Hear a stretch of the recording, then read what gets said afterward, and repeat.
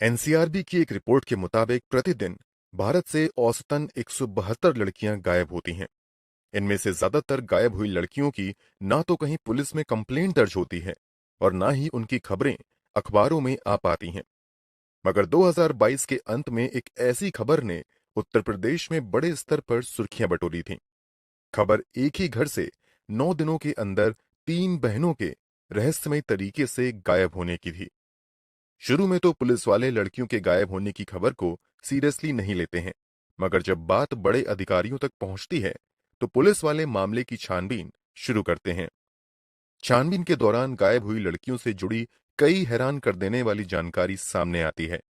यहां किसी अपनों ने ही गद्दारी की थी। तो आखिर 9 दिनों के अंतर में 3 लड़कियां कैसे गायब हुईं? पुलिस की जांच में क्या कुछ निकलकर सामने आया और गायब हुई उन तीनों लड़कियों के साथ क्या कुछ हुआ?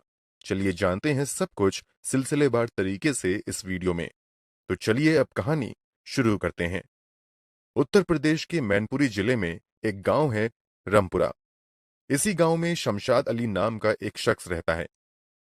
उनके परिवार में 3 बेटियां हैं, 2 नाबालिग और एक बालिग, निशा। चूंकि एक लड़की नाबालिग थी और वो गर्भवती हो गई थी, इसलिए हम कानून का सम्मान करते हुए उस लड़की का नाम यहां नहीं बता रहे हैं। खैर, ये बात 21 दिसंबर 2022 की है।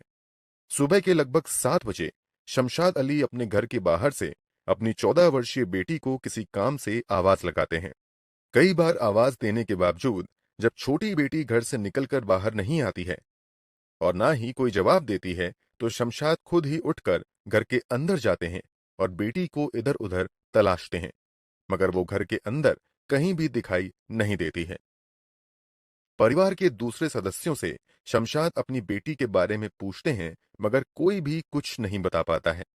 अब शमशाद थोड़ी देर इंतजार करने का फैसला करते हैं कि शायद बेटी कहीं बाहर गई होगी और थोड़ी देर में आ जाएगी, मगर काफी देर बीतने के बाद भी वो वापस नहीं आती है। अब मोहल्ले में लड़की की तलाश शुरू होती है, मगर कहीं भी लड़की का पता नहीं चलता है। यहां तक कि शाम हो जाती है, मगर वो लड़की लौट कर नहीं आती है। थक हार कर शमशाद अली अगले दिन पास के ही कुर्रा पुलिस स्टेशन में जाकर अपनी बेटी की गुमशुदगी का मामला दर्ज करवाते हैं। मामला दर्ज करने के बाद पुलिस वाले लड़की को ढूंढने का वादा करते हैं, मगर 8 दिन बीत जाने के बाद भी लड़की का कहीं भी अता पता नहीं चलता है।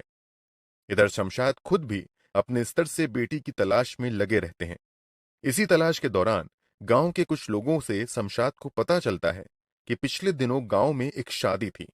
इस शादी में पंजाब के मुक्तसर से कुछ लड़के आए थे। गांव के लड़कों ने उनमें से एक लड़के को शमशाद की बेटी का पीछा करते देखा था।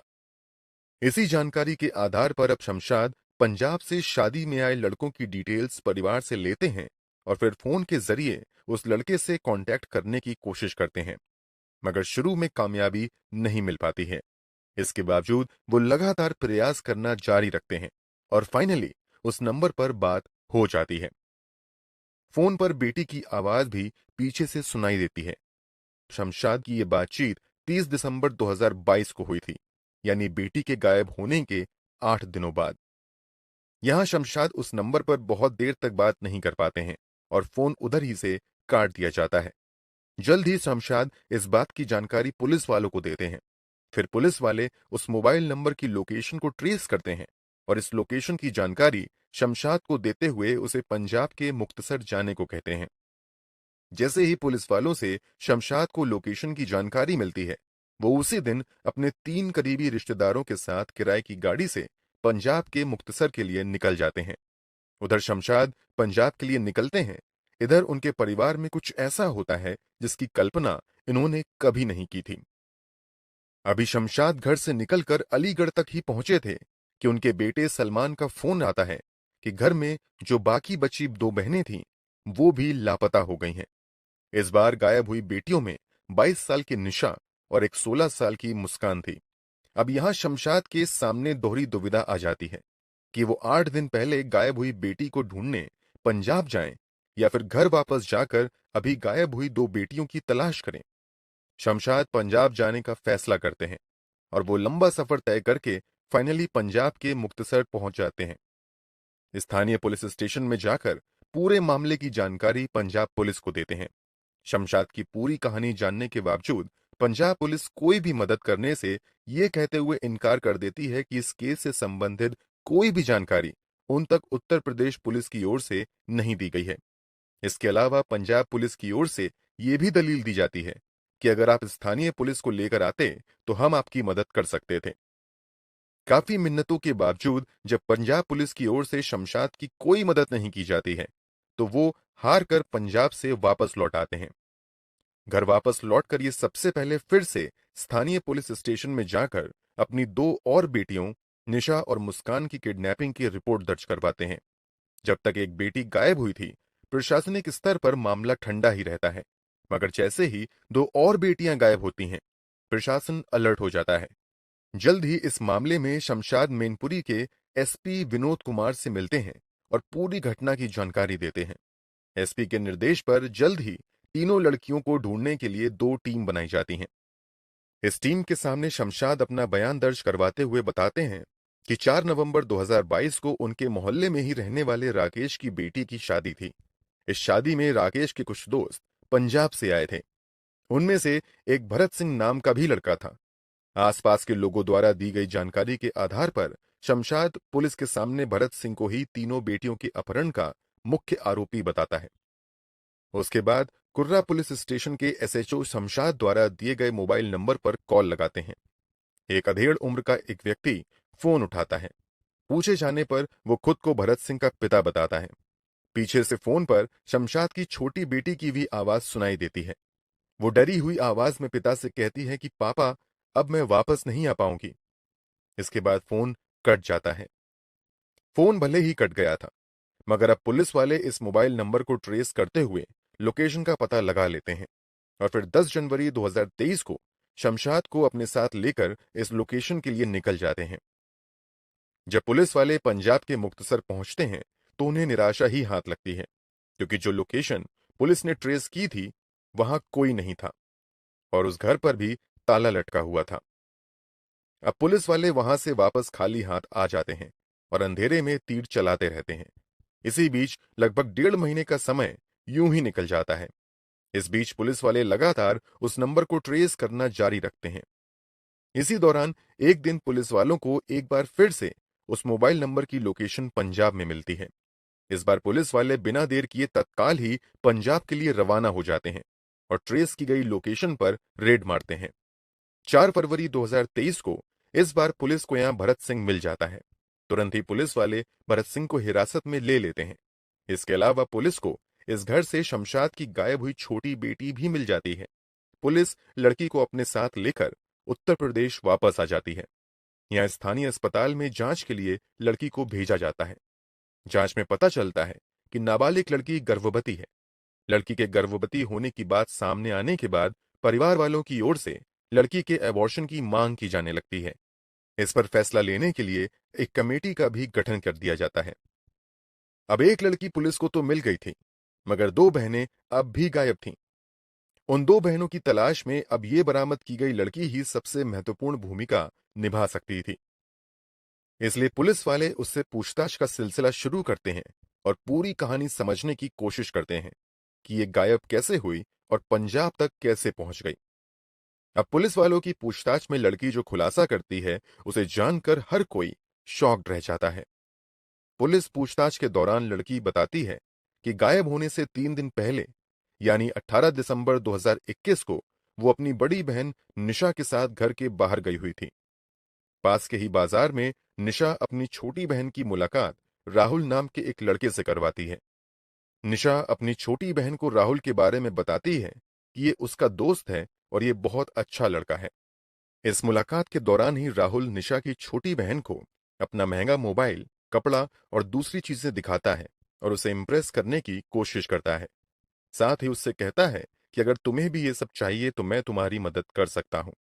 फिर निशा अपनी बहन को समझाती है कि राहुल की जान पहचान कई बड़े लोगों से है और वो दिल्ली में एक बड़ी कंपनी में भी काम करता है। मैंने इससे अपने और तुम्हारे बारे में बात कर ली है और ये हम दोनों को दिल्ली ले जाकर एक अच्छी कंपनी में नौकरी दिलवा देगा। इसके बदले हमें काफी पैसे मिलेंगे। इन पैसों से हम अपने परिवार की गरीबी दूर कर पाएंगे। इसके साथ ही निशा अपनी छोटी बहन को कहती है कि इस बारे में घर में किसी को ना बताएं। वो कहती है कि जब हमें अच्छी नौकरी मिल जाएगी तब इस बारे में अपने माता पिता को बताएंगे और उन्हें भी अपने साथ दिल्ली में रहने के लिए बुला लेंगे। इसी के बाद प्लान के मुताबिक ही जब हर कोई सो जाता है तो 21 दिसंबर 2022 की आधी रात को निशा अपनी बहन के साथ घर से निकल जाती है। रास्ते में ही राहुल निशा और उसकी छोटी बहन का इंतजार कर रहा था। जैसे ही दोनों राहुल से मिलते हैं, राहुल दोनों बहन को अपने साथ बाइक से लेकर निकल जाता है। राहुल दोनों को लेकर रेलवे स्टेशन चला जाता है। वहां पर एक भरत सिंह नाम का लड़का इन दोनों का इंतजार कर रहा था। यहां पर भरत और राहुल में कुछ बातचीत होती है। फिर राहुल छोटी लड़कियों से कहता है कि ये तुम्हें दिल्ली ले जाएगा और यही तुम्हारी नौकरी लगवाएगा। लड़की के मुताबिक इस दौरान भरत सिंह राहुल को पैसे भी देता है। लड़की के खुलासे के मुताबिक सारी बातचीत होने के बाद यहीं पर भरत दोनों बहनों को मिठाई खाने के लिए देता है। लड़की के मुताबिक मिठाई खाने के बाद उसे कुछ भी याद नहीं है कि उसके साथ क्या हुआ, क्योंकि जब कई घंटों बाद उसकी आंखें खुली तो वो खुद को एक घर में कैद पाती है। उसे अपनी बड़ी बहन निशा भी वहां पर दिखाई नहीं देती है। जब लड़की भरत से पूछती है कि वो कौन है, तो लड़का बताता है कि अभी तुम पंजाब में हो। जब लड़की अपनी बहन निशा के बारे में पूछती है तो भरत बताता है कि निशा अभी दिल्ली में है और बहुत जल्द हम तुम्हें दिल्ली लेकर जाएंगे। लड़की के मुताबिक इसके कुछ दिनों बाद भरत उसे पंजाब से दिल्ली लेकर आता है और एक कमरे में बंद रखता है। यहां वो लड़की के साथ जबरदस्ती संबंध भी बनाता है। लड़की के विरोध करने पर कहता है कि अगर तुम्हें नौकरी चाहिए तो तुम्हें ये सब करना ही पड़ेगा। विरोध करने पर भरत लड़की को जान से मारने की भी धमकी देता है। नाबालिग लड़की भरत की धमकी से डर जाती है और वही सब करती है जो वो उसे करने के लिए कहता है। फिर ये सिलसिला कई दिनों तक चलता रहता है।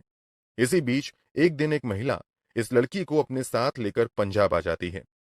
यहां उसके साथ जबरदस्ती जिस्म फरोशी का धंधा शुरू हो जाता है और ये जबरदस्ती का धंधा तब तक चलता रहता है जब तक कि पुलिस इस लड़की को बरामद नहीं कर लेती है। लड़की के बयान से पुलिस को यह आइडिया मिल जाता है कि इस लड़की के गायब होने के पीछे बाकी लड़कों के साथ साथ इसकी अपनी सगी बहन निशा की भी साजिश है। इसलिए पुलिस वाले निशा और राहुल की तलाश में लग जाते हैं। इधर पुलिस निशा और राहुल की तलाश में लगी हुई थी, उधर निशा को छोटी बहन की बरामदगी की भी खबर मिल जाती है। इसलिए वो अपने बॉयफ्रेंड राहुल के साथ हालात का जायजा लेने के लिए एक दिन चुपचाप मैनपुरी आती है। पुलिस वाले पहले से ही निशा और राहुल की तलाश में लगे हुए थे तथा इन दोनों की एक एक एक्टिविटी पर भी नजर रखी जा रही थी। इसलिए जैसे ही ये दोनों मैनपुरी आते हैं, तुरंत ही दोनों को गिरफ्तार कर लिया जाता है। दोनों को गिरफ्तार करने के बाद पूछताछ का सिलसिला शुरू होता है।